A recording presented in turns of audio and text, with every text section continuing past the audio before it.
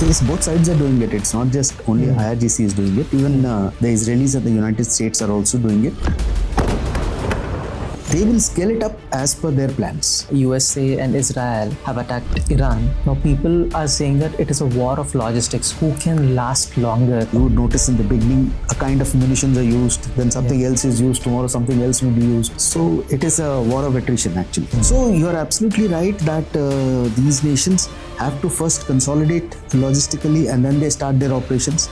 We will fight, and we will win. Together, we will make America powerful again. People talk about Rafale, S-400 jets, the technical prowess that United States has, but India has built up its own technical advantage in the form of IMLOS. As I mentioned to you, this is covering the complete geography of our country. Wherever the IAF bases are there, the option of just pushing a button and you'll get to know the complete status of the inventory across the board. Everything visible to you at the push of a button. So, but it took time. What did Operation Sindur give us when we talk about Indian Air Force? What is the learning about our strengths and weaknesses? Within a space of just 4 days, we could achieve our stated objectives. At that time came to an end, though it is still in progress, legally speaking. Yes. Apart from this, there is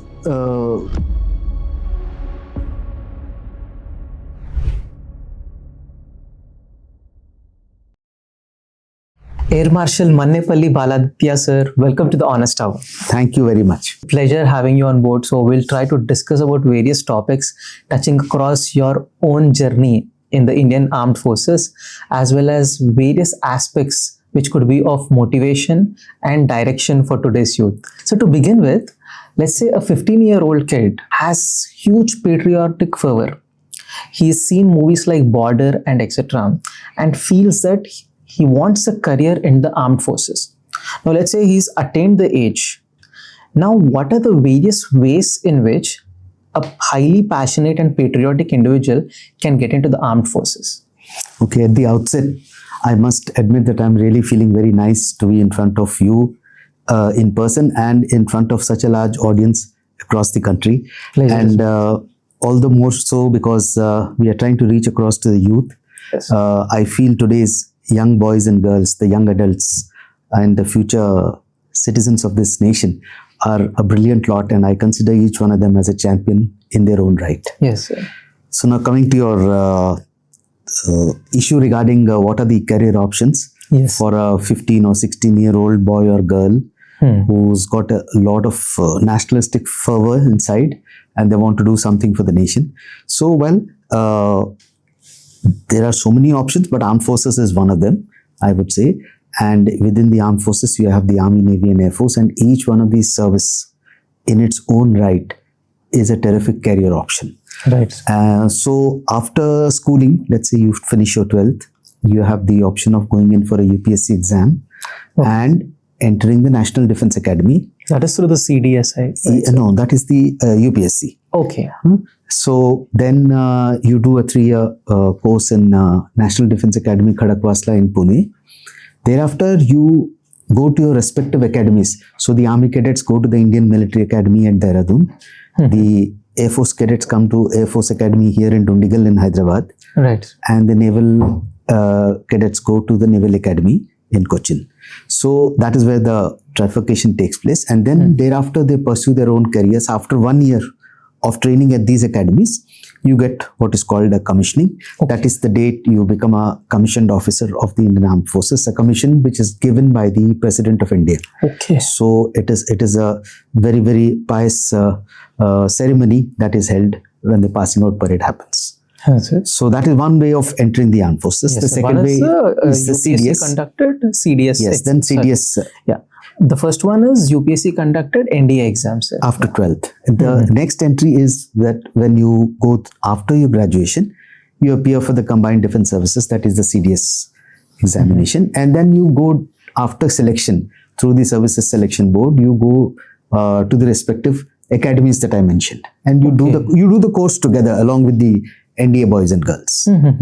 So, and then of course you have a special category for NCC cadets also. Okay. And they get special the percentage which is kept aside for them. Yes. And then, of course, you have the direct entry, which is there where you go through the services selection board, which are held in various parts of the country. And from there, after getting selected and clearing the medicals, you join the respective academies into the various branches of the 3 services. What is this AFCAT, sir? AFCAT is basically, it is an entrance exam that has been started. It's a common entrance test that has been started and specially meant for the engineering graduates.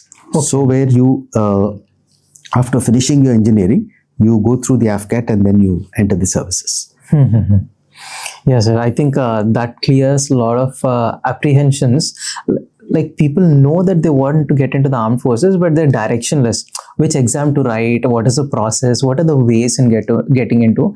I think you clearly summed out 3 different processes through which they can get into. So like now that we have clarity on the same, coming to your case, many people aspire to get into the Indian Armed Forces and specifically Indian Air Force.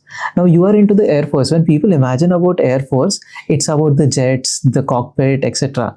But here, when I go through your profile, you were into the logistics. Was it a choice that you made?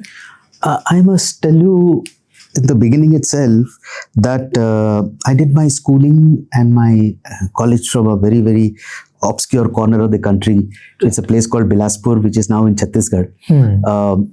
And we really didn't have any idea about the armed forces. In fact, no one from our family has ever been in the armed forces. And armed forces were not a very well-known option at that time in Bilaspur. Nobody had heard about it. So when this advertisement had come, your dad was into the railways. My father was in the railways. So I walked up to my dad and said, can I apply for this? So he said, if you want to go, go. So that is when I applied without knowing what I'm in for. Okay. And then luckily I got selected by the Air Force. I was very young. I was just hitting 20 at that time. Just finished my graduation. And at the age of 20, in 1982, I joined the Air Force Academy at Dondigal. So there was not much of a clarity on what is the service, but today when I think back, it was a terrific decision that I took at that time. It was a consequential decision which yielded good career results over a period of time. Absolutely. In fact, if I think back, I really feel very, very nice to have gone through this journey. And if given a chance, I'll do it all over again. Fantastic, sir. Now, what exactly happens with the logistics department, sir? Like many of the audiences do not know. When people think it's only about flying, etc. When we imagine about Air Force. But what is this logistic department? What are the various activities that it undertakes? Okay, so logistics basically deals with the complete supply chain. Okay. Now today, logistics word is being used even in the corporate side. But when we joined the Air Force, Amazon, Flipkart, when we joined the Air Force, this word was not used anywhere except in the armed forces. So armed forces was ahead of its time when we use this terminology for this particular function. Now what happens here is, to put it in a very, very simple manner, logistics encompasses the sourcing of items, the procurement. Then you do the warehousing in various places because you have to reach across to the whole country. It is not just warehousing in one particular depot. Then you do the distribution management. That means you read this stuff from the warehouse goes to the complete distribution network that we have through various modes. It could be by air, it could be by road, and it can be by sea in the case of other services. So that is distribution management. And then there is reverse logistics also, when you have to fetch things back from the higher reaches to the planes. So it involves aircraft spares, it involves clothing for our Jawans, it includes flying clothing, which is a very specialist clothing for all our aviators. Then you have the aviation turbine fuel, then you have the empty vehicles, the mechanical transport vehicles. We have a huge inventory of them in the Air Force, so all of them have to be maintained. Then you have to cater for the various pairs of radars, missiles, all of them. And most importantly, the complete armament. The armament which is stored inside the country with depth, it is kept in depth inside the country, has to reach out across to the forward areas at the time that it is needed. So this whole gamut of operations is what is covered by logistics. So it is a very critical area. The most critical is definitely flying, because finally the pilot is delivering the weapon. But yes, this is a very, very critical area, because if you look at the support function that it carries out, it is a very, very important cog. Right. So you mentioned about, even the clothing. What is that specific type of clothing that goes into the Air Force? So one is the normal clothing, that is the uniform which is given to the air warriors. I mean, from top to bottom, from the cap down to the shoe and the belts and everything. But what happens is, in addition to it, there is something called occupational clothing. That means depending on the branch of that air warrior, specifically they have occupational clothing. Like medical assistants have got medical coats, and they have gloves and shoes and all. Similarly, you have extreme cold climate clothing. That means people who are working in very, very high altitude areas, the complete clothing there is different. The boots are different, the socks are different, the inners and outers which you wear, the headgear becomes totally different, and then they have anti-glare sun goggles. So the complete equipment changes as per the altitude of the place.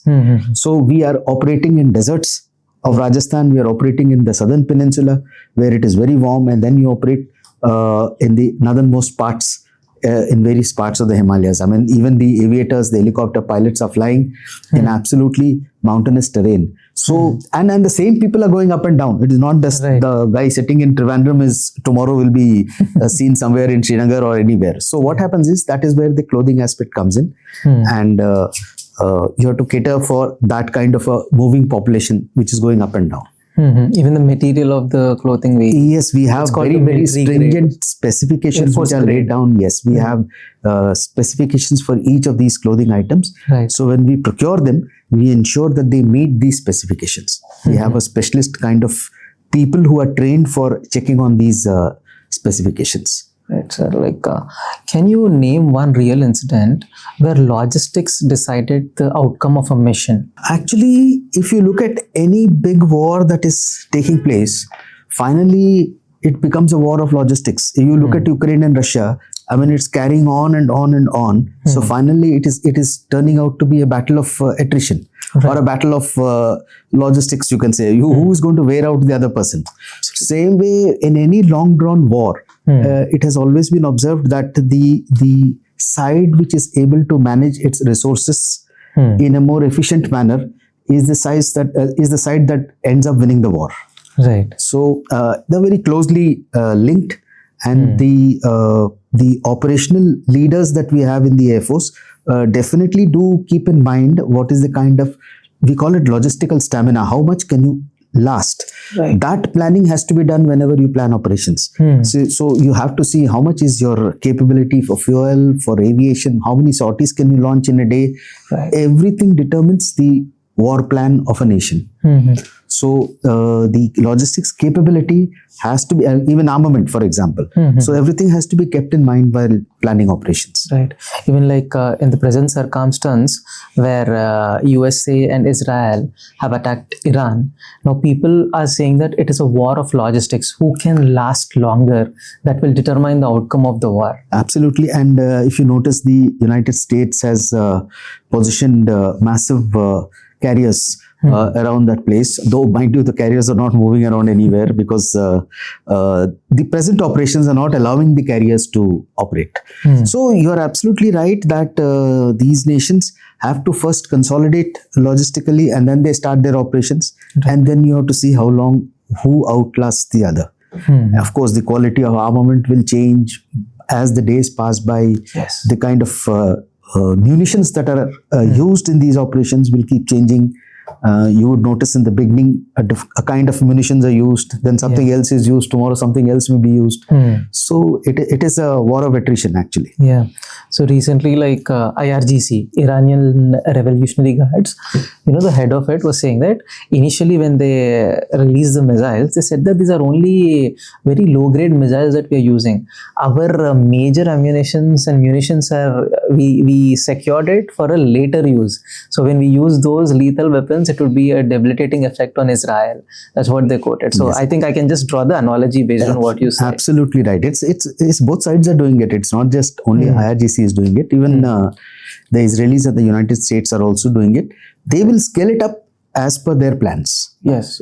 Sir, one other question that I had is like when it comes to logistics in the private sector, whether we see major supply chains like giants like Amazon, Flipkart, etc. Compared to that, how does military logistics vary? See, there's one basic difference between the way we think and operate and the way a corporate thinks and operates. Right. The corporate operations are based on a balance sheet. They are interested in making a profit, right? So they would be oriented, how do they, each and every move of theirs is aimed towards seeing how can they optimize the profits. In our case, there is no profit for us in anything that we do. What we are trying to do is, the government, let us say, gives 100 rupees to the armed forces.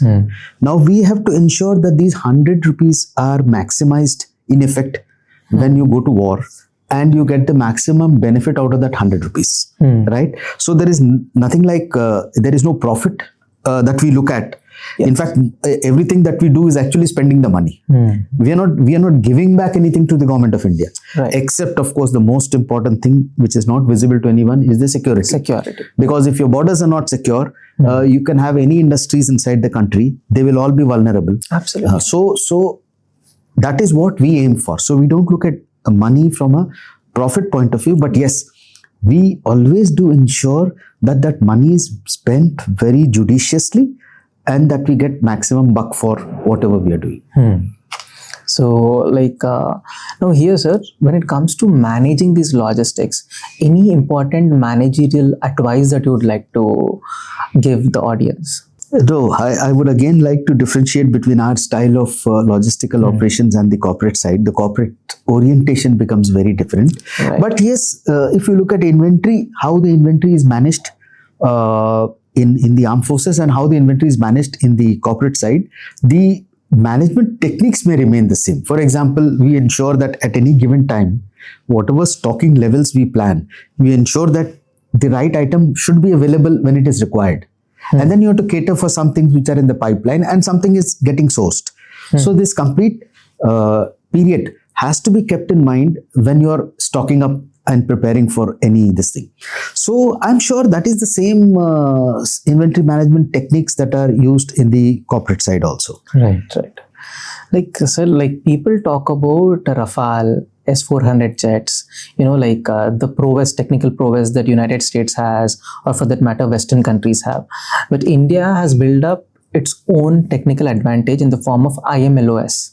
It is called Integrated Materials Management Online System.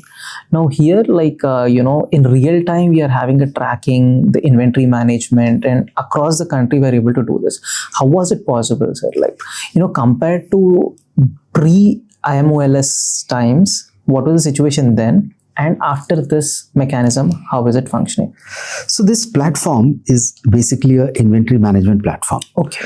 And approximately some 15 years back, the Indian Air Force thought about having a system like this. And after many titrations over a period of time, and with a lot of brains who have worked on it, we have come to this stage today.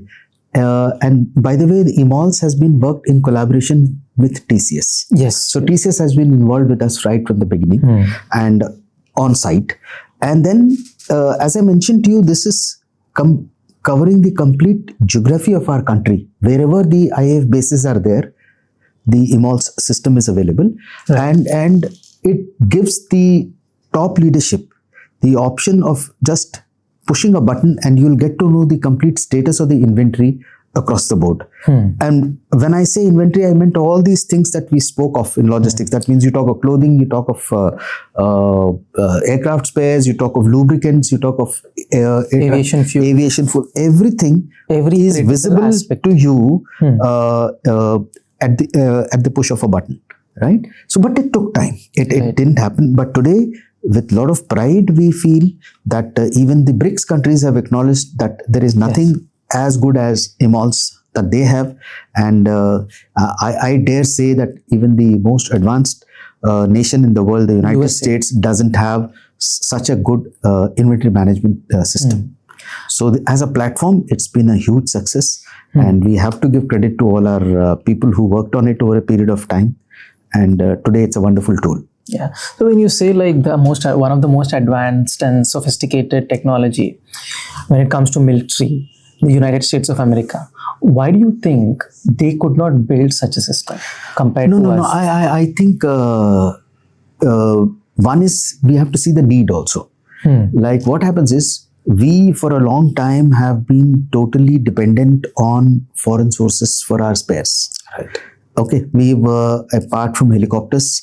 We truly speaking, I mean, of late HAL has been working on aircraft systems, but we've been dependent. Like you look at the complete mix series, you look at the Rafale, you look at Sukhoi. We have been importing all these, including the Apaches from United States. Yes. So all the C-17, C-130, all these aircrafts are coming from outside. So what happens is you have to depend on these foreign sources for your spares.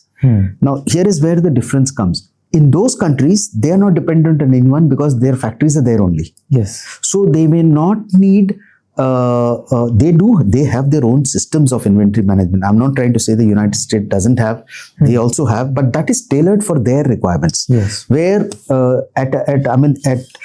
it is at their beck and call that their industry produces what they want. Whereas, let us say there is an operations going on and India is stuck.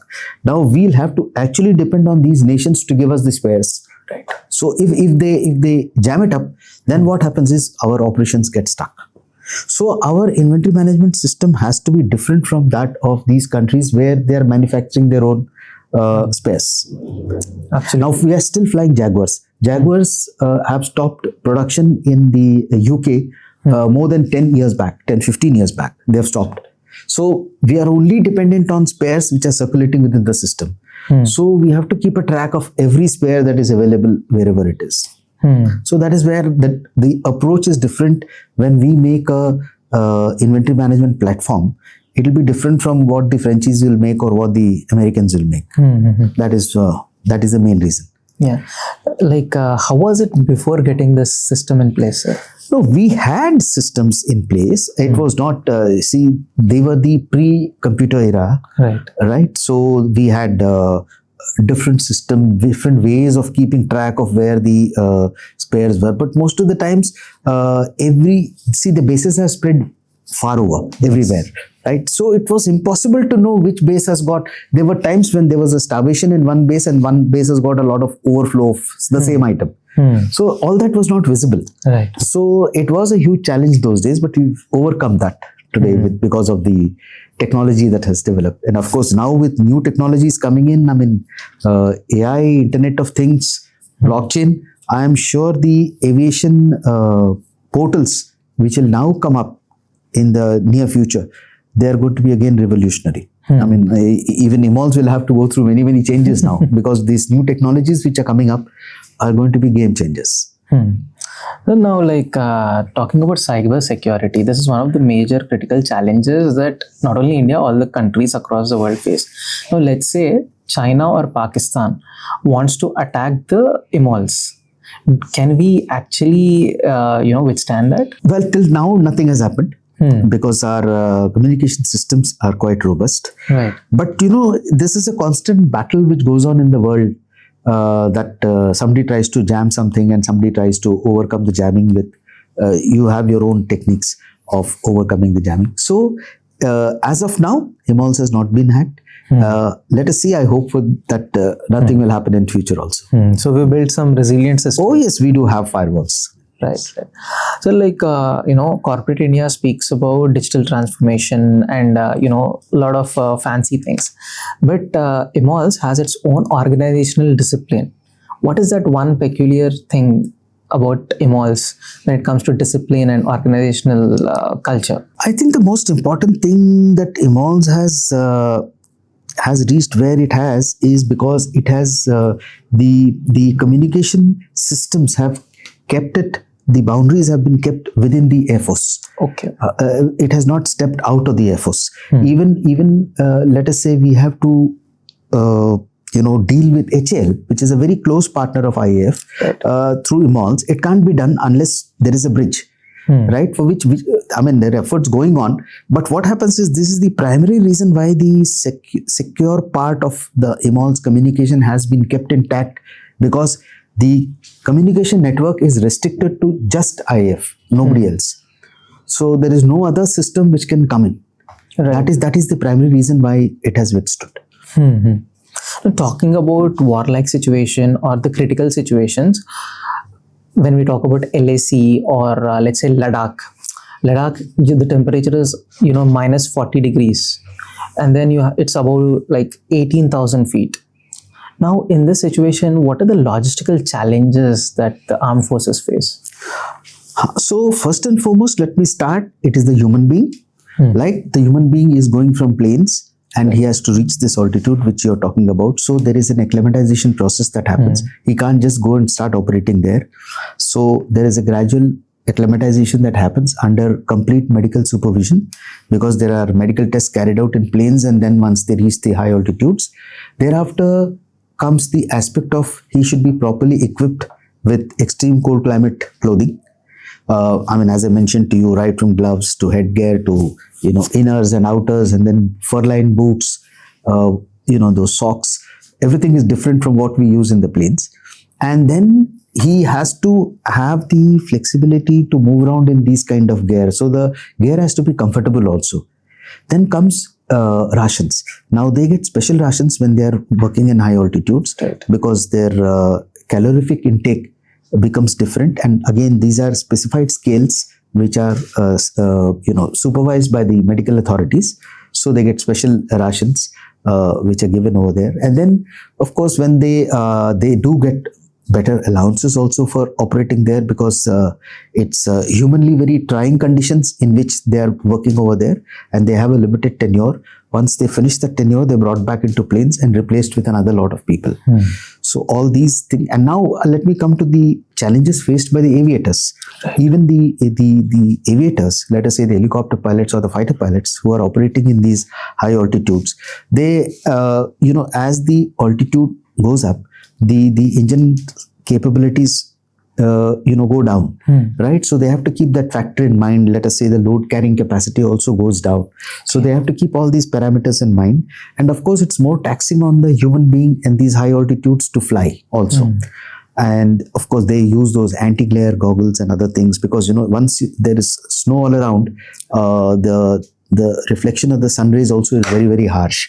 So all these factors are taken into mind. Yes, one more thing is Arctic accommodation also, right, because a normal accommodation will not suffice in the strong winds, as you mentioned, minus 20, minus 25 degrees, and if strong winds are there. So you need a special kind of accommodation to save you from all these harsh weather conditions. Yeah, it's quite phenomenal, the kind of effort that is put into both logistically as well as physically and medically. Absolutely.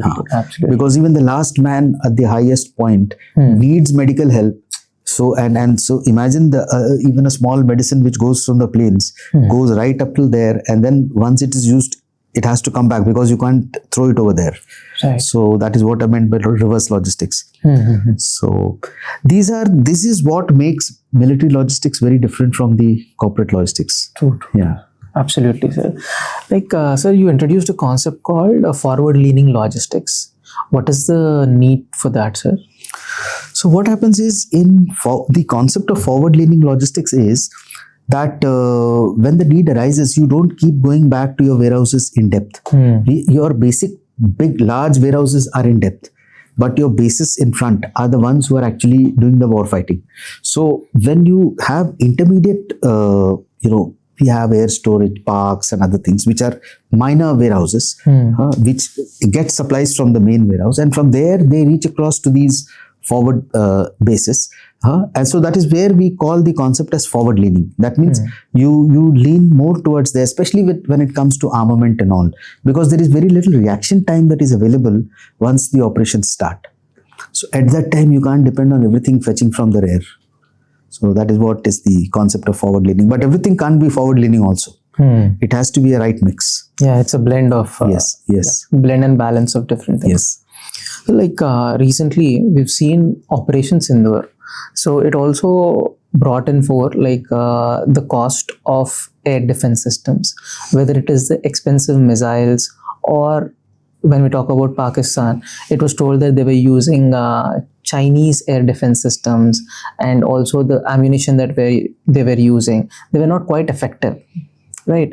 Now, from an expert viewpoint, what did Operation Sindur give us when we talk about Indian Air Force? What is the learning about our strengths and weaknesses? I mean, not everything about Operation Sindur is out in the open domain to start with. True. And the political leadership has repeatedly said that Operation Sindur is still going on. Okay, these are two factors we must keep in mind. So, this may probably not be the stage to discuss the strengths and weaknesses. But yes, during the 4-day operations that took place at that time, I thought it was a splendid job that was carried out by the Indian Air Force, and in particular the fighter pilots and all those involved in the air defense systems. I thought it was a marvelous and unprecedented operation that has happened, that within a space of just 4 days, we could achieve our stated objectives. We achieved our stated objectives, and the war came to an end. I would use the word operation at that time came to an end, though it is still in progress, legally speaking. Yes. But the main operations came. There was a ceasefire which was asked for by the Pakistani DGMO, and our DGMO accepted it at that stage. But so for the stated objectives, it was a tremendous achievement that the Indian Air Force, of course, the Indian Army and the Indian Navy, in their own way contributed. But this was majorly an air operation that happened. So, like one other aspect is the coordination between Indian Navy, Army, as well as Air Force. What are the operational challenges when it comes to coordination? When there is a mission in front of us, what are the challenges that the forces face? So what happens is, whenever situation looks warlike, the top leadership of the Army, Navy and Air Force, along with the CDS, and the CDS is the head, and the Raksha Mantri and this Security Council that is there and headed by the Prime Minister, they do keep meeting very often. And CDS, after several decades, it was created very recently. Yes, by when General Bipin Rawat was the first CDS, and after that, now the present person is the second CDS. So what happens is, the top leadership meets very, very frequently during these heightened periods. And any major operation that is carried out is a well thought out, well discussed action that happens, and then it comes down to this cordon level from where the aircrafts are launched or the missiles are launched, whatever it is done, but it is done in a coordinated manner, and you keep in mind the theater of operation where it is happening, and then you see how can the ground forces support, how can the naval forces support, or how does the Indian Air Force support. Let us say it's an army operation, how does the Indian Air Force support, or if it's a naval operation, how does the Indian Air Force support. So these are things which between the three chiefs, and there are various structures within the three militaries which do this coordination. This coordination happens round the year. Okay. It is not this, it just happens during war. It happens round the year. There are a lot of exercises that happen. During these exercises, these procedures are fine-tuned from time to time. SOPs and procedures. Yes, and you make the SOPs and then you keep refining them, and you try and do your best to see that in war, things go as you plan. Though always it doesn't happen. That is the beauty of war and sports, right? Yes. So things don't always happen the way you want, but that is the endeavor. Like when we talk about submarines and aircraft carriers, recently United States of America has attacked an aircraft carrier, right, of Iran, and through its submarine, and the aircraft carrier drowned with soldiers or naval people on board, including the aircrafts. Now, in Indian situation also, we have aircraft carriers. So here, the coordination between Navy and Air Force is very critical. So what is the mechanism in which these aircraft carriers operate? First and for a layman's understanding. Yeah. First and foremost, this ship which the Iranians lost was not a carrier. It was a naval ship. It was an advanced ship. It had come for the fleet review to Visakhapatnam. Right? It was actually going back. Well, strictly speaking, they made a mistake in this kind of a scenario. They needn't have tried to go back to their country. They could have carried on staying in Visakhapatnam and nothing would have happened. But they decided to go. The Americans decided to hit them. Who is right, who is wrong, I don't want to get into it. But that was actually a sad incident, right? And the Sri Lankans went to their rescue and tried to save some people, and some people died. But in normal course, what happens is the naval operation, the carriers don't just operate openly. Like I mentioned to you in the beginning when we were talking, that there are 3 massive carriers of the United States which are presently around the area of operations where it is happening. But they're not taking part. They've been positioned there, right? And it is not that they are just sitting there in the sea. They have their own air defense systems. They have their aircrafts on board, and they have a whole lot of things to ensure that they are safe and secure. Right. But they are still vulnerable because what happens, they are big targets. And if you can manage to hit one of them, then the loss that is caused to the country that owns these carriers is tremendous. It is phenomenal costs at which these carriers come. So this is a matter of debate in today's world, whether you should have carriers, whether you should have, imagine a low-cost drone goes and hits it, suppose. So where is the, the cost between the munition that is used and then the effect that it gets is phenomenal.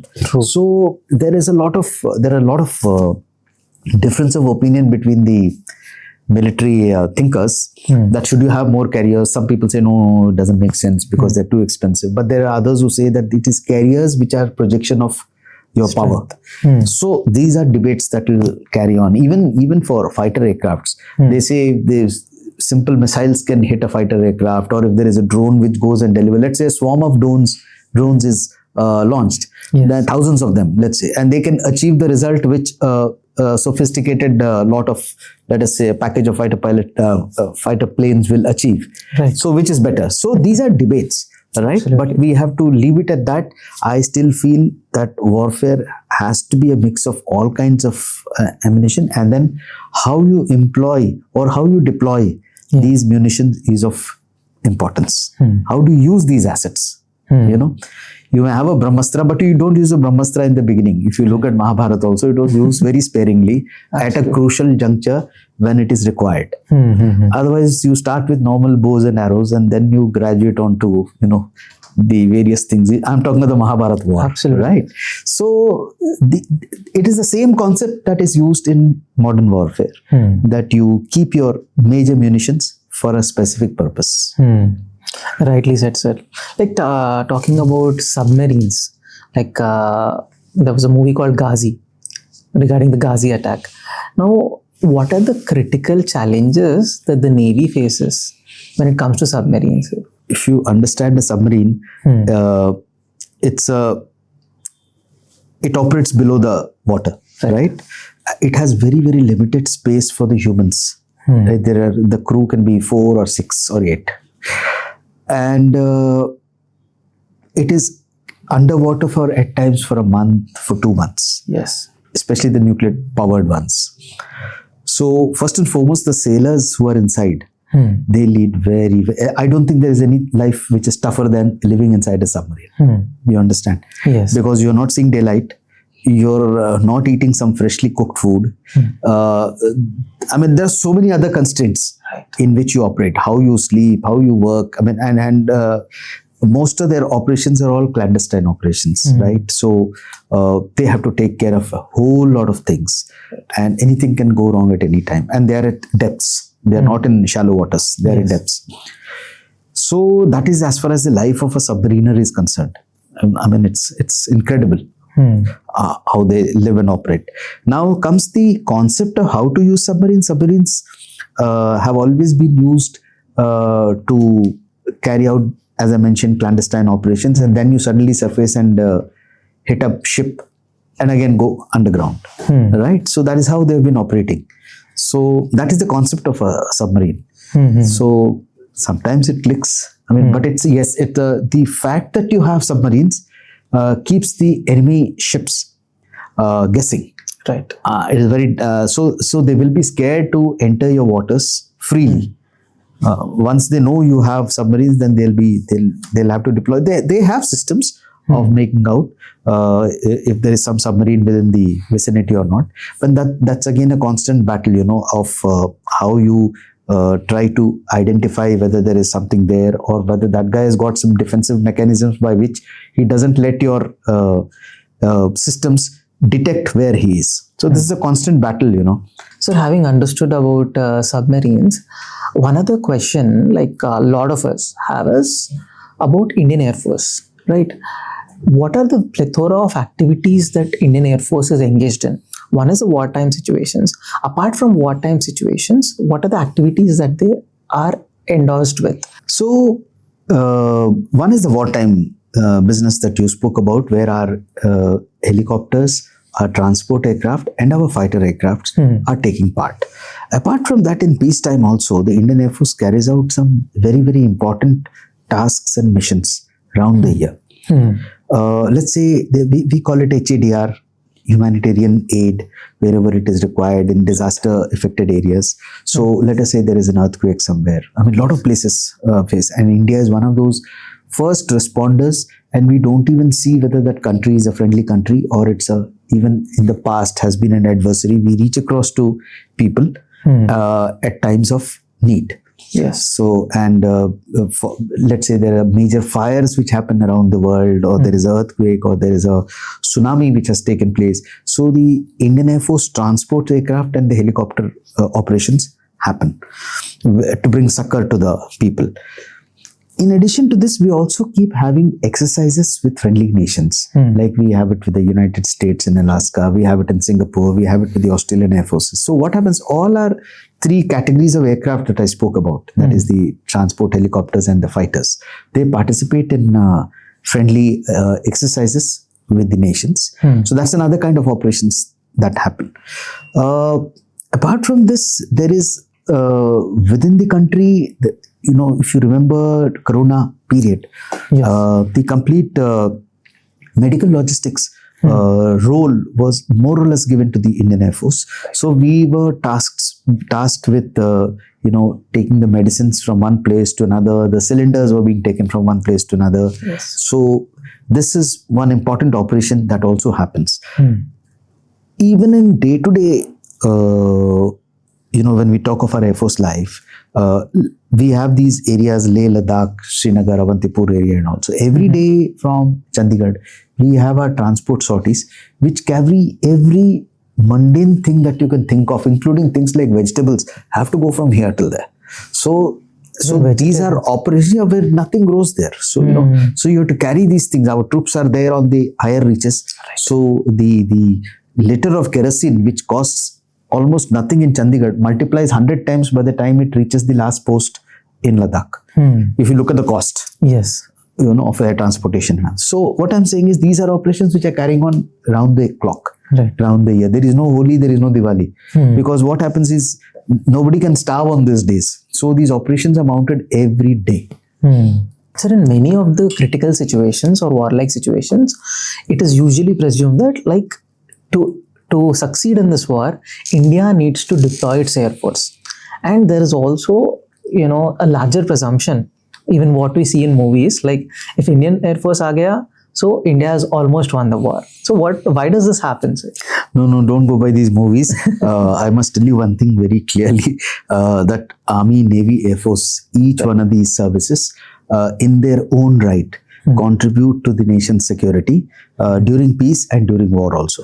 Okay, so we cannot undermine one service at the cost of another. And that doubt should not be there. So any young boy or girl who is choosing to which service to go, it is purely his or her choice. And it doesn't mean that the other service is in any way less. So all three services are equally good, and all three are for the cause of the nation. So that is very, very clear. As far as Air Force operations are concerned, well, Indian Air Force actually came into being in 1932 when the British formed the Royal Indian Air Force, and then it transitioned into the Indian Air Force after independence. So immediately after independence, our first operation started in Srinagar in 1948 when these Pakistani infiltrators came and as they created mayhem around. They were approaching Srinagar at that time. So the first operation started in 48, and thereafter you've seen we've had 62 war, we've had a 65 war, and we had a 71 war. In addition to it, we've been having operations of various magnitudes. We had Kargil, we had before that we had Operation Brass Tacks, and then of course recently we've had these operations also, Op Sindur and Balakot things. Yes. So these whether they are declared wars or skirmishes or operations, these are things that continue and they keep happening, and sometimes they come with some kind of a response time, and sometimes they come with hardly giving you any response time. Right. So one has to be prepared in terms of mobilizing your forces, your resources, to see that you can get battle ready at the earliest possible time. That is what is a good war plan. So moving on, the canteen stores department, you were the chairman of it. So like this canteen store department supplies to more than 1.2 crore defense families, and it generates about 18,000 crore, and it has about 4,000 plus outlets across the country. Now, when you were the chairman and MD for that, what was one worst depot that you found that you immediately thought that this cannot continue this way? What were the challenges that you've seen there? So let me start off by first telling that the canteen stores department is the largest retail chain in the country, right? From brooms to cars, everything is delivered through the canteen stores. We call it URCs, unit run canteens. So they are about close to 4,000 outlets that we have in the country. We have 24 depots that are spread starting with Leh on top up to Port Blair at the bottom. So we have there's one in Hyderabad here. Yes. Okay. So We call it military canteen. no, the depot. Right. From the depot, the stuff goes to the canteens, and from the canteen, it is sold to the customers. Achha. Yeah. So today, it is almost a 30,000 crore enterprise. Annual turnover, I'm saying. 30,000 crores. 30,000 crores annual turnover. And it is a tremendous privilege that has been given to the armed forces even from pre-independence days. CSD existed pre-independence. Okay, so it was a matter of great pride for me to have gone there as the chairman and come to know the other side. That is where I got to closely watch the corporates, how they work, and their marketing skills, their sales people, the way they come and try to enhance their sales. So it was a very nice lesson.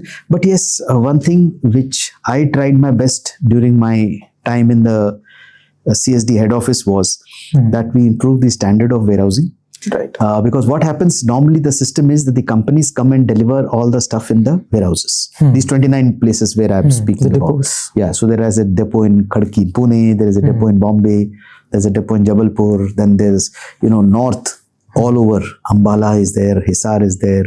Right. Then Srinagar is there. Leh is one. So they are spread all over the country. So what happens is all these major companies like Hindustan Lever, Procter & Gamble, or all these FMCG companies, they all come and deliver the stuff in the warehouses. And from the warehouses, in that whole area, let's say Rajasthan, Jaipur is the depot. So from all the military units in Rajasthan, they send their vehicles to Jaipur depot, pick up the stuff from there, bring it to their URCs and sell it. So this is the concept. But what happens is, the depots warehousing standards, at least I felt, was never up to the standards that we should have. Because what happens is today's products are very sophisticated products, and they are being manufactured in absolutely air-conditioned atmosphere. But in between, we are going and dumping these items in these warehouses. They are air conditioned, but they're not up to the same standard that I was looking at. Right. So it was an uphill task to improve the standard of warehousing and to improve the distribution system also. I mean, imagine suppose you take a box of chocolates and you travel 4 days in the summer heat and go and give it in a URC. You can imagine what will be the state of that chocolate, right? So we had to fine tune our distribution system, and we had to fine tune our warehousing. that was my first challenge. And at that time, there was a VAT regime going on. We had value-added tax, and we had a whole lot of state taxes. So they were all amalgamated into the GST. So the transition happened during my time, and we're very proud to say that we were the first government organization which successfully transitioned to the GST regime, for which we were praised by no less than North Block. Yes, because it was a Herculean task. Imagine this inventory of items where I'm talking of. If each and every item's price had to be changed in conjunction with the company. I mean, you have to first get the pricing from the company, then you have to apply the new tax and see that the customer is paying the new tax, which is a reduced tax. So at a given time, we had old stuff available which had to be sold at old rate. And the new rate, which is lesser than that or more than that, had to be paid. So it was a logistical challenge, but it lasted about 6-8 months, and that is where the CSD staff also really worked very hard at that time.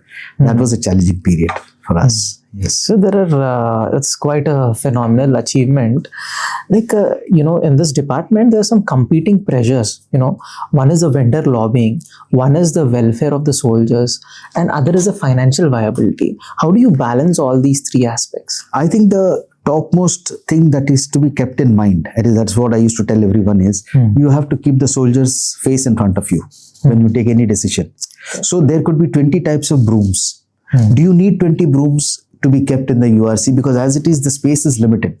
So, or you need 30 types of chappals. Do you need 30 types of chappals? So you have to keep the soldier in front of you. What are his basic needs on the border post, in the peace locations, in the intermediate stations where they are working? What all does he need? How much? See, there is no limit to the variety. There could be 100 types of hair oils. So what you have to see is which is the bare minimum number of hair oils that we can keep, so that we give variety to the soldier also. But at the same time, we don't keep dumping hair oils because there is a limited space available in which you sell these items. So if you flood it with hair oils, then the rest of the things get neglected, right? So it's a mix that we do. And what we also do is you contract for X number of items, but you leave it to the canteens to order what they want. So I used to advise the canteens that whenever a customer comes, even if you don't have what he wants, at least you should make a note of what he wanted, so that next time you order for that. Right. So that should not be lost sight of. When if he wants Colgate, then Colgate should be given to him. So maybe not this time, but next time Colgate should be made available. So this is a constant thing, because our industry also, FMCG industry, has really expanded now. There's so much of variety. Then within dals itself, you have organic dals, you have this dal, you have that. There are 20 types of eggs selling. When you go to a Ratnadeep, how do you choose?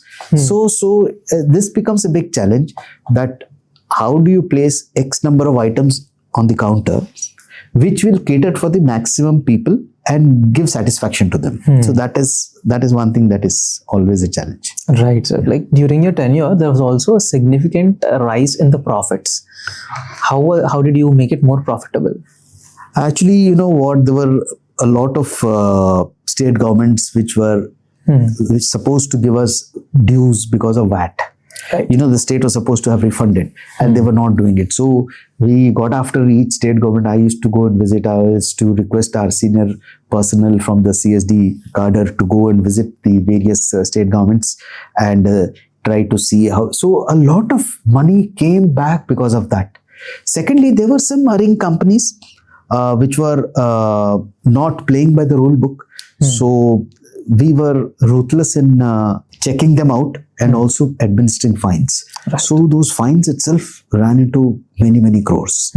So that was a period of absolute cleansing of the system that we tried to do. And of course, we brought down the inventory also a little bit, because having too much of inventory becomes difficult, as I mentioned, even transportation, and then losses happen, transit losses happen. Right. And then finally at the counter also there is no space. So because of all these things, there were major savings accruals that happened in those 2 years. So like whenever people talk about army canteens or military canteens, the first thing is the liquor. They think that liquor is available at a discounted price, and there's also another factor that they say that you get the best quality available liquor. But the other side of it is, like, many people source this liquor and sell it in the open market. It is also bootlegged. So why does this happen, sir? What is the price variation, and why do they say that military stock is more qualitative? So I'll divide my answer into 3 parts. We'll first talk of the military liquor being superior to the liquor that is available, or to use their words, military liquor is stronger. Yes. So there is a reverse story to this also. Okay. In my canteens, there were a lot of people who used to complain that the Gillette blade which is sold in canteens is not as good as the Gillette blade which is sold in the market. The market blade is very good. Here the blade is second standard. Reverse. Just reverse of what you mentioned about liquor. So when I newly went to Canteen and these complaints came to me. So Procter & Gamble is the manufacturer of Gillette. So a very nice gentleman who used to represent them came, sat with me, their vice president. And I asked him if this is the thing in the people's mind. So he said, so you must visit our factory in Bhopal once. Right. So I said, an opportunity came, I had some other work, so it so happened I went there. Then they showed me the complete production line. And he says, if I have to maintain a second production line to make a substandard blade, I'll have to spend more than what I'm spending here. So, I mean, how do you explain to people that you can't make a second grade Gillette blade within the same company? It's impossible. And then they have, audit standards which are applicable all over the world. Gillette is being sold all over the world. Okay. He says, if I spoil my name in one country, it will spoil my name everywhere. So now the reverse is happening in the case of liquor. In liquor, somehow it has spread in the society that especially rum, that the rum that is sold in the canteens is the strongest rum, and the rum that is sold in civil is all adulterated, right? So I have the same reverse answer. I don't think any company is, a good company will never do it. I won't talk of dubious companies because dubious companies don't come to the canteens. Yes. We have a very stringent system of introducing an item into the canteens. Right. So there is no way a dubious company can come in normal course. So that is the first part of the answer regarding strengthen. The second thing, you spoke of people selling it outside. Right. Why are they selling? So now for all items, we have a restriction as per the rank within the service. You have a restriction of how many units you can buy and how much value you can buy. Right. So when, let us say liquor. So let us say I am authorized 8 units. I can't buy more than 8 because the system will not take it. Right. So now what happens within the 8 that I have bought? Especially it doesn't happen in the case of the senior lot, but in the very junior lot, the Jawan, sometimes I'm saying no, most of the times even they are very careful. There is a little tendency, especially if that fellow doesn't drink, he feels iska quota hai, so he may possibly give it to his friend or someone, which is very, very strictly discouraged within the armed forces. It is, and people are really taken to task. So I don't think it is a very major issue when it comes to this selling outside is concerned. Because we have a very stringent method, and if somebody is caught, nobody can save that guy. So that fear is there in their mind also, not to try wrong things. Thirdly, you mentioned about why is the cost less. Yes. Now here is where the catch comes. The canteen items are not just liquor. All the items are lesser than what is sold outside. Right. Even let's say you want to buy a Dove shampoo. The Dove shampoo, let's say, is 100 rupees. We almost get it at 55-60 rupees. Okay. So there are 2 reasons why. One is because we are placing an order on Hindustan Lever in bulk.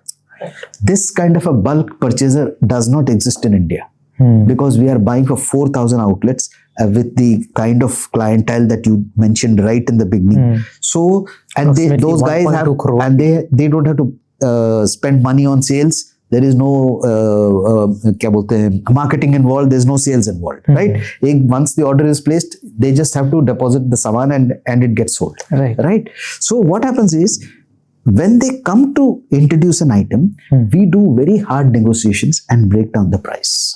Okay. You understand? Let's say it's costing 100. So we say you have to give it to us at this rate. I mean, it is based on formulas. It is not arbitrary that I feel kisko 50% kam kar do. It doesn't happen like that. Right? So it's based on that. That's the second aspect which is contributing to our rates being less is, I mentioned some time back that we changed over from VAT regime to GST regime. So in GST, there are two components. There is a central GST and there is a state GST. So with both CGST and SGST, we get a 50% discount from the government of India. So we are waived off 50% of, let's say the tax is 10, so 20 rupees, we only pay 10. Right. That is the reason we get these two benefits and the cost for us goes down. Whether it is you're buying a car, whether you're buying any normal item, that is the reason the canteen items are less in cost. Right, sir. But majorly it is because of our ordering, we do a lot of tough negotiations to bring down the price. Yeah, I think that gives us a whole broader viewpoint on the operation of the canteens and the logistics related to it. That was, quite informative. Like women, the induction was done recently. Earlier, many people commented that there would be infrastructural challenges of cohesion, and also, people also commented upon the standards, etc. So, how do you see the, influx of women into the forces? Yeah. So, even I won't talk of NDA. We'll come to NDA a little later. But women officers in the Indian Air Force, for example, they started coming in from 93 onwards in non-combat roles, and off late for the last few years, they are joining in combat roles also. In the Indian Air Force, they're becoming fighter pilots, and they're doing one thing, they're doing extremely well in whatever roles that they have been given and whatever roles they are tenating. They're doing a fantastic job, in no way less than anyone. Absolutely. So, and same apprehension was there in the minds of people for NDA also. But all that has been overcome, including how they stay in the squadrons and how do they do the various training. They are doing it on par with the boys. So that is, and now all Sainik schools are taking girls. Yes. So that was also unheard of. Sainik schools were only for boys. Exactly. Now all Sainik schools, it's almost mandatory for them to have girls. So this change has happened, and I think it's a change for good. That this gender bias which was there is, maybe it's still there, but it's going away very fast. Yeah, gradually. And rightly so. They're doing very well. So that's quite a welcome transformation. Yes. Yeah. So like talking about attitude of the cadets, like you've dealt with people, like when you, in your own experience, 1980s, then you've seen the millennials, and now you see the Gen Z. So what is the difference in the attitudes of the cadets that you see across various generations? See, the cadets are, who are they? They are our young boys and girls coming from society, right? If you look at the time when we joined, our levels of exposure is so different from the exposure that is available to the present generation, right? We didn't even have telephones at home, forget having mobiles. Even the handsets we didn't have at home. So, I mean, having a refrigerator was a very, very big thing those days. I owned a two-wheeler in my second posting, right? So, today people own high-end cars in the first posting itself. So, lots have changed. So, it is unfair to compare one generation. I mean, it's like trying to say, is Virat Kohli a better batsman than Sunil Gavaskar? They're from two different eras. You can't compare them. Right? Gavaskar was at his time a champion. Virat is a champion presently. So in their own times, they are great players. So, but to compare them across the board becomes very difficult because playing conditions were different, the pitches were different, the rules were different, so attitudes were different. There was no stress on physical fitness during Gavaskar's time. Today, the whole concept is on physical fitness. So, lots have changed. Diets have changed. The way you train has changed. So, same thing is with the armed forces. The young boys and girls who come. Why armed forces? You look at even the corporates. If you look at 40 years back, what was the corporate culture, and you look at what is the corporate culture today, there's a huge difference. True. Because, society keeps evolving, it keeps changing. Yeah. In fact, I have a very favorite quote, which I love. They say the clock speed of India is really changing very fast. During our time, we used to talk of a generational change happening once in 20 years. Then it became 10. Then it became 5. 5 years mein generation change ho raha hai. Now they are saying 1-2 saal mein generation change ho raha hai. So when you talk of a generational change, you're talking of a change in thinking. You're talking of a change in the way outlook and everything. So we have to get up for this change.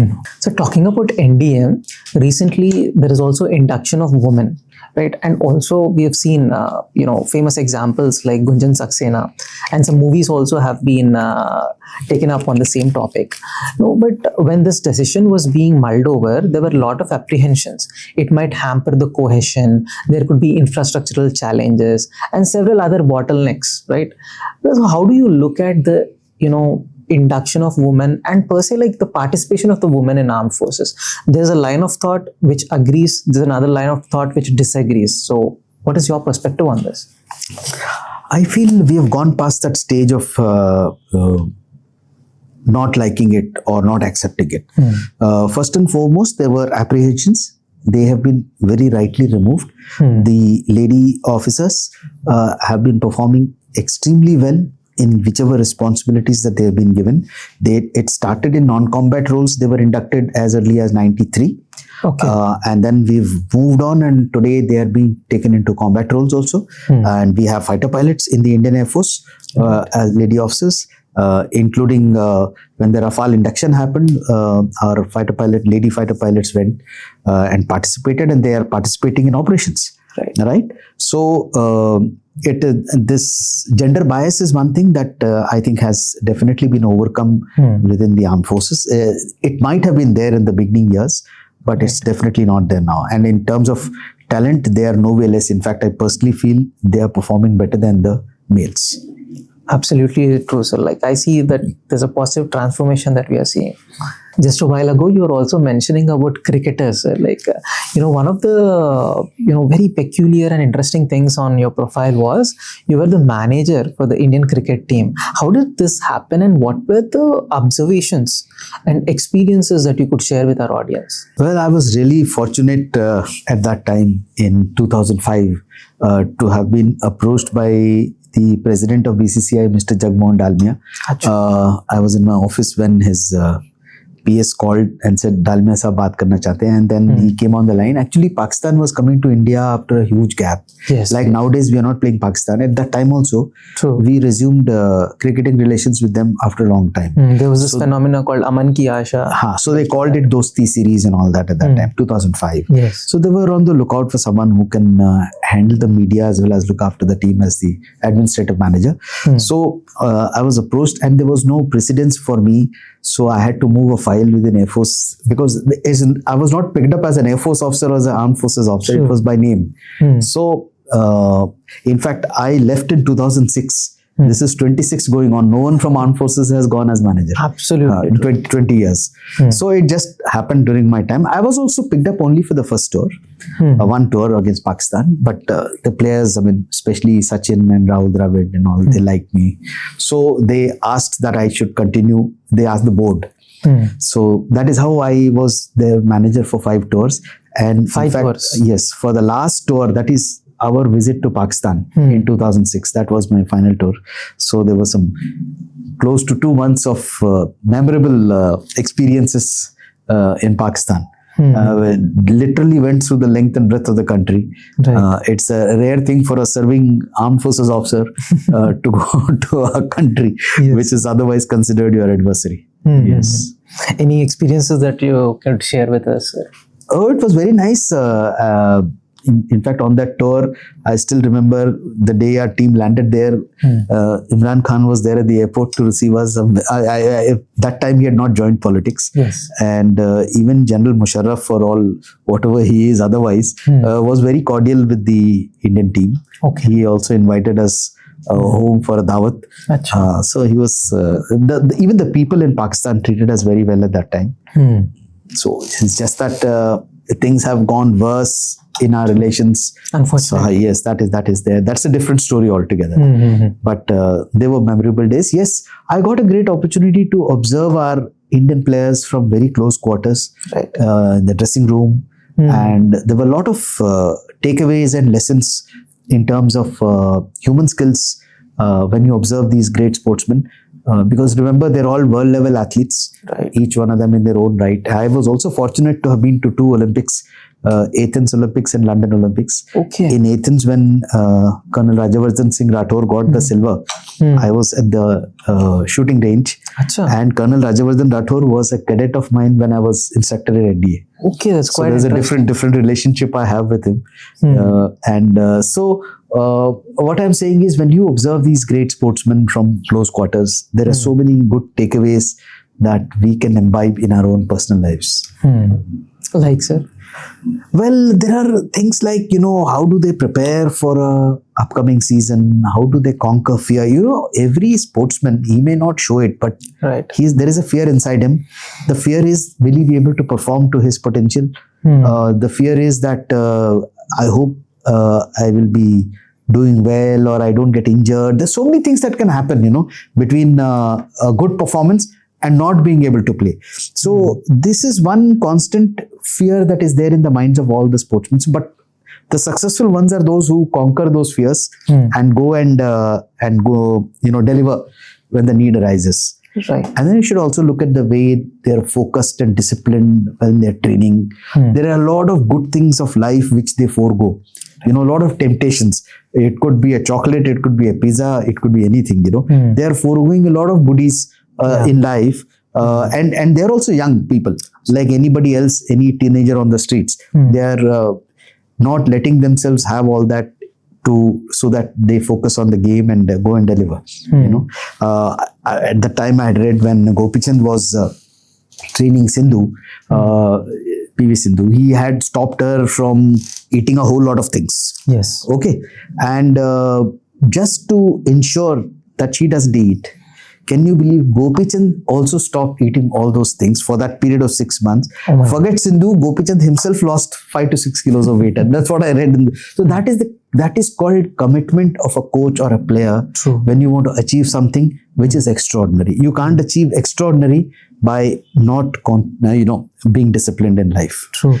And the focus and the determination and the way you shut off from the whole world and you just focus on your event. So these are things that if you can imbibe into your personal lives, you can easily achieve much more within your own area of ambit of responsibility. You can do much better. If you look at these top sportsmen. Yes. True that, sir. That's quite some inspirational words from you. Like during your managership, I think Sourav Ganguly was the captain. He was one of the most successful captains of India. Right, and people say that the leadership style was different. What is the difference in the leadership style that you observe? See, when I started, Sourav Ganguly was the captain, and John Wright was the coach of the Indian team. And then after one series, Rahul Dravid took over, and Greg Chappell took over as the coach. So I saw that transition. It's a very controversial period, Greg Chappell versus Sourav Ganguly. Yes. So as far as Saurav's leadership is concerned, I think he was a tremendous leader. There is no doubt about it. The statistics and facts speak for themselves. The kind of success that was achieved by the Indian team during his time was unprecedented when you look at those days. And he had a champion side with him, whom all young boys who had become superstars in their own right. So you have to give credit to Sourav Ganguly for his very good leadership skills. And he also took over at a time when India was going through a very bad phase because of match fixing allegations and other things. That was the time when he took over, and he restored the confidence of everybody into the spirit of the game. If I have to compare Rahul was a different kind of a leader, very intense, very focused, very determined, very hardworking, very articulate in all his speeches in the dressing room and all, but different kind of leader. Same as I would say, if I have to compare the coaches, John Wright was a very successful coach. Greg, not a successful coach, but Greg was also a very thought-provoking coach. As a batsman, he is a legend. There is no doubt. Even Sunil Gavaskar spoke about it in his book Sunny Days, where he listed him as one of the greatest batsmen ever. So Greg Chappell, the coach, is different. Greg Chappell, the batsman, is totally different. As a coach also, he was outstanding, but it also depends on how you look at his methods. Some people agree, some people don't. Talking about methods, there were a lot of controversies at that point of time. So how was it in the dressing room? And, as people, as a person who was close to these kind of situations, what was the, mahal out there? See, one thing, most of the time the mahal depends on the results that you get. If you're winning, the mahal becomes good. If you don't win, the mahal becomes critical, right? Including the journalists or the other administrators who are around, who are supervising it. They all become critical of the methods, right? If you don't win. So it so happened at that time that we didn't produce any great results. Thereafter, of course, Gary Kirsten took over, and then Ravi Shastri took over, and then we started producing the results, right? So to attribute everything to a coach is unfair. To attribute everything to the players is also unfair. If it clicks, it clicks. If it doesn't, it doesn't. But yes, during Greg's time, it didn't click. Yeah, and he had personal, because in his style of coaching, he would not see who you are. He would be very critical and on your face. Some people don't like it, and that was the main reason. Yeah. So you were awarded the Ati Vishisht Seva Medal, and before that the Vishisht Seva Medal. And when you were awarded the Ati Vishisht, Sachin Tendulkar tweeted about it, right? Like, what is your association with Sachin Tendulkar, and what? I mean, he's a legend, right? Cutting across generations, people admire him. What made him Sachin Tendulkar? I think Sachin is outstanding in every respect. Whether it is his work ethics, whether it is his dedication to the game, whether it is his innate talent, extremely talented. But I think the biggest reason for his success is the way he's handled his life, the way he's handled his career. He was always grounded. He was always level-headed and focused. That is what made him an outstanding player. I mean, actually, you run out of adjectives when you try to praise somebody like Sachin. And I was very fortunate to have known him very closely. And I was also instrumental in a way to see that he was given the honorary rank of Group Captain in the Air Force at that time. Yes, so, and very nice of him that he tweeted when I got the Ati Vishisht Seva Medal. Yes. So what are these medals about? Like, what is the difference of categories of these medals, and why are they given for? They are an acknowledgement by the nation for your contribution of an exceptional order to the defense forces and to the nation. That is what the Vishisht Seva Medal, Ati Vishisht Seva Medal, and then the highest is Param Vishisht Seva Medal. What is the difference in each of these categories? It is a parallel, let us say, to Padma Shri, Padma Bhushan and Padma Vibhushan, right? So it is, Padma Shri is the starting, then Padma Bhushan, and then Padma Vibhushan. Right. So then the highest is Bharat Ratna. So what I'm saying is, these are levels, but basically it is a recognition coming to you from the government of India. See, these awards are conferred by the president, nobody less. Exactly. It is the president who pins the medal on you in a proper ceremony which is held, which is attended by the complete cabinet and all the armed forces senior lord, the chiefs, and everyone is sitting there. It's a very pious occasion that happens in Ashoka Hall in Rashtrapati Bhavan. So what happens is, it is a nation acknowledging your service. Yeah, that is what it is. Yes. Amazing. Even if you look at the parallel in sports, it is Arjuna Award, then you have Dronacharya Awards, Khel Ratna Awards are there. So these are all awards which are given in recognition for your contribution to sports. So just now you mentioned that Sachin Tendulkar was given the honorary group captain, like that even Mahendra Singh Dhoni. So why are these given, sir? Like basically what happens is military honors. Yeah, so this has been there. It is nothing new. It has been there from a long time. Right. It's a tradition of you can say inspiring the youth to come and achieve great heights, the way MS Dhoni has achieved or Sachin Tendulkar has achieved. In the past, Major Dhyan Chand achieved great glory in the field of hockey. Then even in the field of aviation, you had JRD Tata, who was given an honorary rank. He was the first aviator of India, by the way. JRD Tata. He was the one who set up Air India. Right. Okay, he was himself a pilot, and the first commercial flight of India has been flown by JRD Tata. So what happened as India was acquired also? So he has also been given this honor of a honorary rank. Okay. So these are things that happen once in a while, but it is given to people basically an acknowledgement of their great contribution. So talking about your profile pic is with Mahendra Singh Dhoni. What kind of personal rapport that you share with him? And like when people think about Dhoni, there's some distinctiveness about him.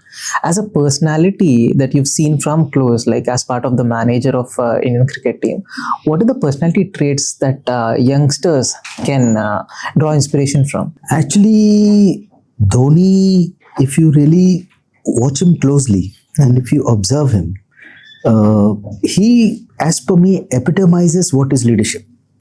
He's a very calm, very composed character with a peripheral view of what is happening. He doesn't have to look that side to know what is happening there. That is, there are many times in the cricket field where he knew when to move a particular fielder, at what stage which bowler should be given the ball. And there were times he used to collect the ball and without looking at the stumps, he used to hit the stumps. So what I'm trying to say is, he had a very 360-degree kind of view, which in aviation we call it situational awareness. His situational awareness was amazing. Right. Very calm, very composed. You can drop a catch, you can get out. He will not show it on his face. Neither will he show his anger, nor does he show his extreme happiness. I don't know if you noticed, you look at any of the pictures after winning a World Cup or after winning some major series, Dhoni will be in one corner. Yes. He never used to be in the center or holding the trophy or something. You'll never find him holding a trophy. Very composed. The moment he receives the trophy, he used to hand it over to one of the teammates. So what I'm saying is, that is what marks him out as a very, very great leader who is leading you to victory, but he's not claiming that victory was his. So it is the common failure on our part most of the times that we think that mere karan jeete hain. It is never so with MS Dhoni. True. That was his a very, very unique feature about his personality. Very less spoken person, but when he speaks, is a very telling. The impact is very good, but he speaks very little. So some people can misunderstand it for being arrogant. Not arrogant. He was never an arrogant chap, but probably less expressive. Could have been more cordial. ऐसा सोचते हैं लोग, but he's not like that. He's an extremely simple person, very humble backgrounds, and very, very grounded and very rooted. That is the unique part of MSD. But then he that is the way he is. He's not into social media. He's not into telephone calls, or he's not into WhatsApp. You won't find him anywhere. But then that he leads a private life. Okay. Yes, and he loves doing what he loves. Like he likes to do gardening. So he has his own tractor. He uses the tractor to plow his fields. Achha. Yes. He's got very amazing interests in life. Then, as I mentioned, he goes off for about 2 to 3 months, at least 2 to 3 weeks. He goes to the border to go and live with the Jawans. So in challenging situations. So he is very different from a normal person altogether. It certainly requires a great level of empathy and conviction to get involved in this kind of things. Yes, and I don't know if you recollect the previous IPL, every match that CSK was playing, and it was not, I'm not talking of Chennai matches, I'm talking whether they go to Lucknow, they go to Ahmedabad, they go to Bombay, the kind of ovation that Dhoni was receiving, the local players were not getting it. Absolutely. So what I'm saying is his appeal extends to the whole country, and this is when he has quit the game many years back. He's not even playing for India for many, many years. True. Yet that is the kind of appeal, that is the kind of admiration that the cricket lovers have for MS Dhoni, So he's totally a different character altogether. Sir, another peculiar thing about MSD is he's entered into the international cricket arena at a very later stage when you look at the age criteria. But still the phenomenal impact, as we were discussing, even till this date, even for this generation, he has this phenomenal impact. What is that distinctive personality trait? And also as a captain, people used to call him Captain Cool. So how would he interact with his team, to drive the morale? Yeah, so first and foremost, he is an outstanding wicketkeeper and an amazing batsman when he started playing for India. Right. In fact, his first ever century was scored in Vizag when I was the manager. That was his first ever century. He scored a 148 in Vizag, which is his first ever. That was quite an innings. Yes, it was an amazing innings. Became famous. Absolutely. And then very next series against Sri Lanka, he scored a 183 in Jaipur, which even today is a world record for a wicket-keeper batsman in a ODI. So 183 is phenomenal. So and by the way, these are the two matches after which when he takes the stump as a souvenir, he actually gifted me in the dressing room. These two stumps are my prized possessions of my life. You still possess them? I possess them. In fact, he's written on the first one that my first century at Vizag, 148, and then in the next one he wrote, after 148 at Vizag, 183 at Jaipur, hope to present you more stumps. He wrote, he hasn't presented me more, but at least he said that he's going to present me more. Amazing. Yes. So they still remain very prized possessions of mine. It's always been a great pleasure interacting with him. He's a great student of the game. Actually, most of these cricketers are. I mean, you look at Rahul Dravid, you look at Sachin Tendulkar, VVS Lakshman, Saurav Ganguly, Anil Kumble. They're all very, very great students of the game. They understand the game. Somebody like Rahul Dravid, he reads so many books, he reads so many autobiographies of sports, but not cricketers. He picks up a boxer, he picks up a tennis player. He keeps on reading them and tries to see how he can expand his mental horizons. And that is why Rahul Dravid is Rahul Dravid. So on a conclusionary note, I see that your name has something called as Air Marshal, and before that there was something called as Vice Air Marshal. So what are the various hierarchies in the Air Force?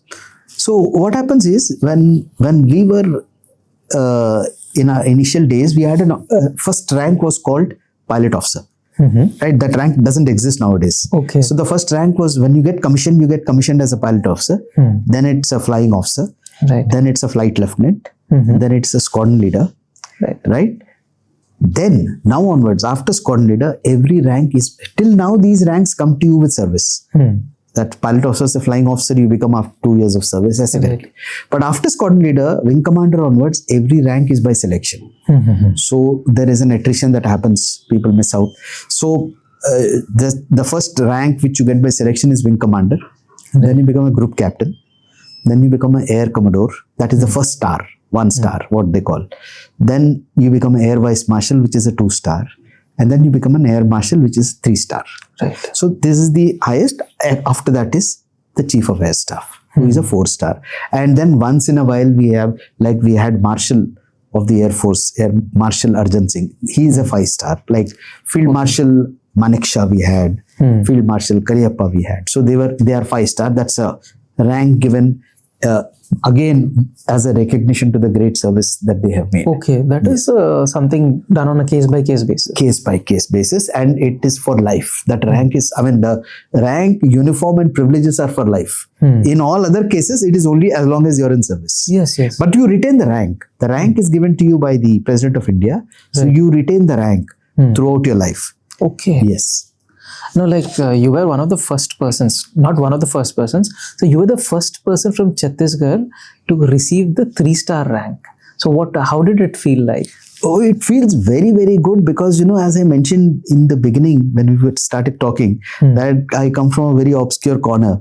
So from that place and without having known anything about the armed forces, to have come through the grind and to have reached this place is a matter of great pride, and I feel very, very nice.